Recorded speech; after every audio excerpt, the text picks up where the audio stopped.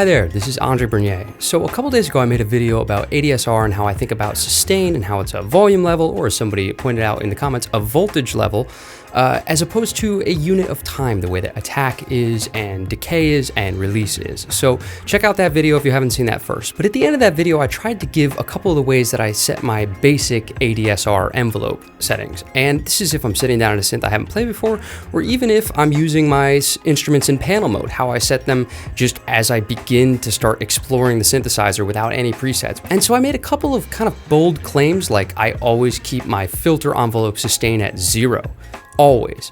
And I usually keep my amplifier sustain at 100%. And this is all true. Every ambient project I've ever done, all my lo-fi stuff I've ever done, I use like this. But the main thing I need you to take away from this is all of these are starting points. People in the comments were getting kind of upset at me thinking that, just leave this as it is and just, set it and forget it. What's the point of owning a synthesizer if you don't play around with the settings? None of these are hard and fast rules. I'm just giving it as a basic, this is what I do to start out, and you should too. If you want or don't, it doesn't matter.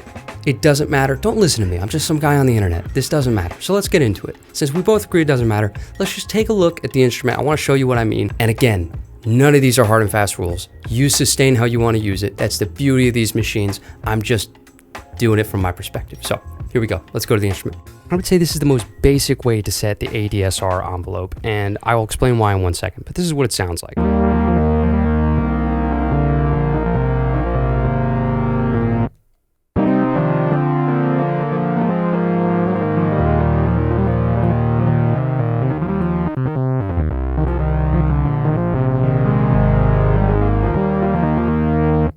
You can hear as soon as I press down, the note clicks on, right? And then as soon as I release, it clicks off. So why I have this set the way that I do, I basically picked Cutoff just under full because full is very, very, very bright. So we're just gonna kind of roll it back to where it's comfortable. I have 0% on the filter envelope amount, but on the filter envelope, I still have it set so that if I were to kind of raise it up, it would still sound musical. You can hear it hits immediately and then dies back down to the originally specified cutoff level. So here's what I argued in the other video that got a lot of people mad. Filter envelope sustain should always be at 0. That is my argument. I kind of stand by that argument, to be honest. Now, rules are meant to be broken. There's a lot of reasons you wouldn't keep it at 0. But by and large, I keep it at 0. And the reason is the filter envelope was originally devised as a way of shaping the front attack of a note. So let's say you want it to have a brass sort of sound. Well, brass has sort of this moment where you blow into the horn, so it kind of shapes the note a little bit slower. And then you have this decay back to where it rests. Right? So this is almost like similar to what we would think of as like a mini Moog brass sound. Let me move the release up a little bit. Now, in the other video, I also mentioned that I like to keep release the same and attack the same between filter and amplifier. So let's do that. And I use this just as a starting point because, again, if I say I want actually a shorter release on the filter, I'll know that once I move both of them, right? So this is like a brass kind of sound that they would use on maybe some 80s records. I'll even move up the fine tune knob a little bit on oscillator B so it really gives us that 80s thing.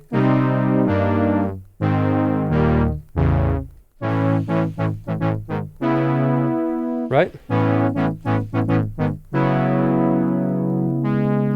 So originally it was used to replicate sounds like that, right? Like brass or like strings. And so this filter envelope is just to shape sort of the front attack of the note and then die back to this sort of level. This is just in some instances, right? But I like to think of it this way. So by no means is this the only way to apply this. And I'm not saying only use this way. Normally, I don't set my envelopes super gated to start. I mentioned 7s in that other video, and this is kind of how I've been setting the synth recently and going from here because I find it's a really quick way to get to a very musical place.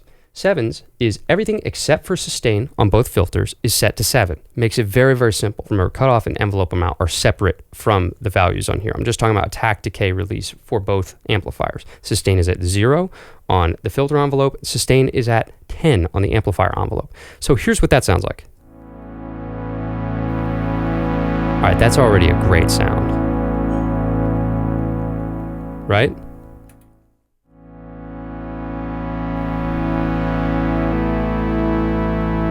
And let's say I want to play a little bit faster on the front end. I can just turn both of my attacks at the same time down.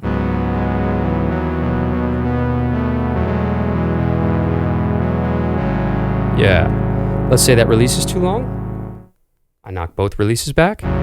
Again, you don't have to knock both releases or attacks together. I just find it helps me think about the sound, right? Because let's say I do want the release of the filter to be slightly longer. Well, that's okay. I can turn that. And even though this is going to be slightly shorter,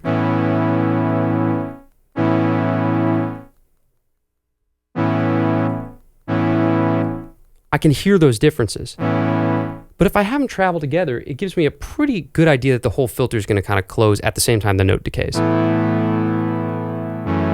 That's what I want usually anyways. Again, not hard and fast rules. You don't have to listen to any of this. This is just how I think about it. So let me improvise for a second. I'm going to add in that second oscillator. We're going to turn it back up to really get the full width of this profit. I'm going to add in a little bit of LFO on frequency A.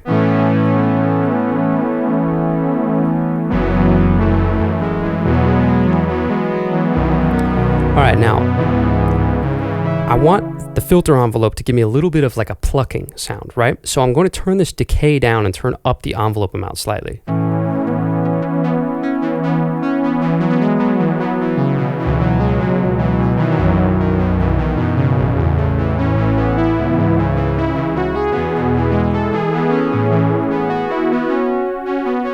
Turning the release down. Forgive me, I'm going to add in a little bit of reverb.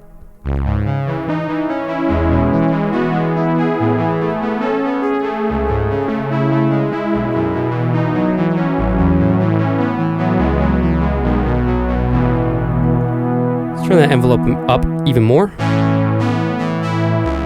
Let's roll the attack back. I want it to kind of swell. We were talking about strings, right? Remember, my sustain's still at 0, so it's just going to swell up to the envelope amount that I've set with this, and then decay back to the initial cutoff level. And then the rest of the note will just be dictated by this release, because this sustain's also at 100. I should also say this. Why I keep my sustain at 100 most times is I'm a piano player, and when I play a real piano in any capacity, one of my limitations is as soon as I've struck a note, that note is instantly decaying. And one of the most exciting parts of a synthesizer is the ability to sustain a note as long as I need to, should I choose to, right?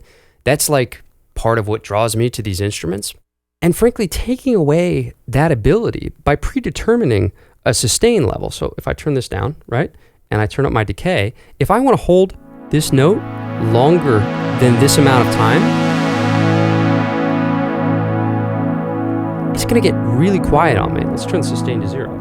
It's literally going to fade out entirely if I turn the sustain to 0. Now, this might be a very nice pad sound, and that's a way that I would use it.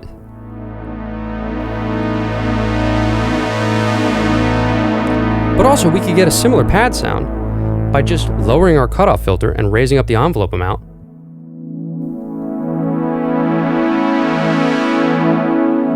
And then we still have some sort of undertow beneath it, right? I don't know, I just never like limiting what I'm going to do in the future. And by limiting the sustain, unless I'm doing an exact take that I know exactly what synth sound I want to use, if I'm just playing around, I don't want to limit my ideas to a certain length of time in terms of me holding down the key, if that makes any sense. I want the option to sustain longer. So let's go back to 7s. So here's 7s.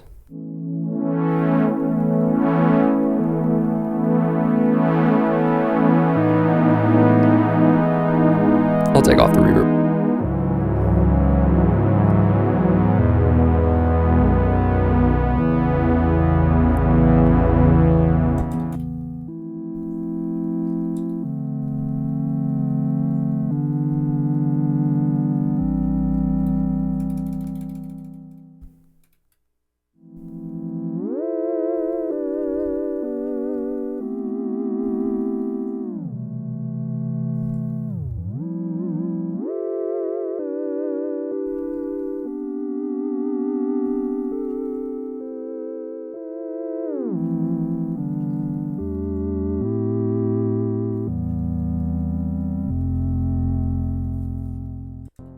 So I guess if I have any point to make in this video, it's that thinking of this as front-end shaping for the note, and yes, it affects the back end of the note as well, but I really do like letting it fall back to the cutoff filter level because I'd rather just add in more cutoff filter rather than predetermine the amount of the cutoff filter using the sustain as a sort of volume level above a volume level that already exists. I think of this as my resting default, is whatever cutoff and sustain are set at. So fades in, fades back, and then it's just going to stay right there as long as I need this note to sustain.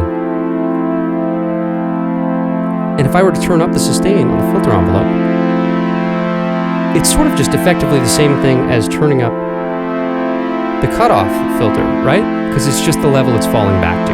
That's all I mean. That's all I mean. So that's how I think about it. You don't have to think about it that way. I should also mention this. I use a Prophet 5, and so I haven't been using my left foot expression pedal, which is something I always use. I really, really, really highly recommend that. If you get anything, get a voltage controller pedal that can modulate the filter. Moog makes a great one. It's the EP3, I think it's called, something like that. And it really makes a big difference because that expressivity is not limited by your amplifier envelopes. For instance, I'm going to use the pedal right now. This is the first time I've used it this video.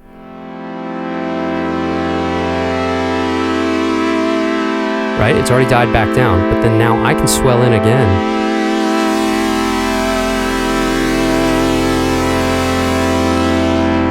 And swell out with my foot. And again, if I want.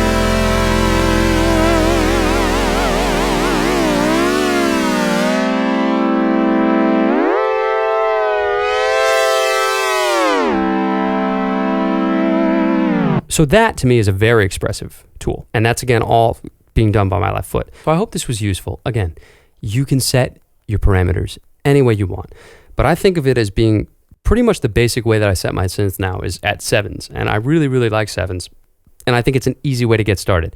Is it the be all end all? No, there are plenty of ways to start out setting your synths, but I just like it. It gets me to a musical place quickly, a peaceful place quickly. Maybe you don't do this type of synthesis at all. That's fine. This is really just if you're wondering how to set stuff and how to get started doing this. I find this is the way that I like to start because I think it's very musical and it's always going to yield me sort of nice results, you know? Any synth. Also, again, it'll tell me something about the envelope shape. Oberheims, I find, have a shorter length attack and decay than Prophets. And once you kind of, like, these scale a little differently, I think, I don't know that, but I think that. And when I say scale, I mean it might be slightly shorter on this end and it might be slightly longer on this end. And so this sort of tells me how a synth responds in that aspect as well. Across Moog to Oberheim to sequential, it's all different based upon the instruments. And so 7s give me sort of a starting point idea of how synths feel. I find the LFOs on Oberheims also feel faster, which is why I think if you want an Oberheim sound, move your LFO a little bit faster on a Prophet, and it kind of gets you there, like using a square wave with reverb.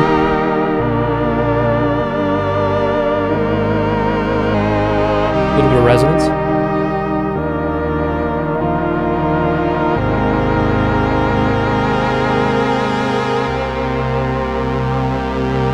That saw is all Prophet though, isn't it? The saw gives it away, man. Ranting a little bit, but none of this is hard and fast rules. This is just what works for me. I always keep my sustain at 0% on filter envelope because otherwise I would rather just add cutoff filter. And amplifier, I don't always keep at 100 on sustain, just most of the time, but not always. And if I know the sound that I'm building, I want it to die and I want it to fit, let's say, in a track, I will absolutely lower that sustain level. Sustain is very important. It's an expressive part of your instrument. I hope any of this has been useful. Thank you so much, guys. I'm Andre Bernier Music on YouTube and Instagram. Please let me know in the comments what works for you and what doesn't. And again, don't take any of this as hard and fast rules. The whole point of these beautiful, beautiful machines is their abilities to do anything. I just like to have rules so I can break those rules, and they give me a nice starting place. That's all I'm trying to do in this video. Thank you.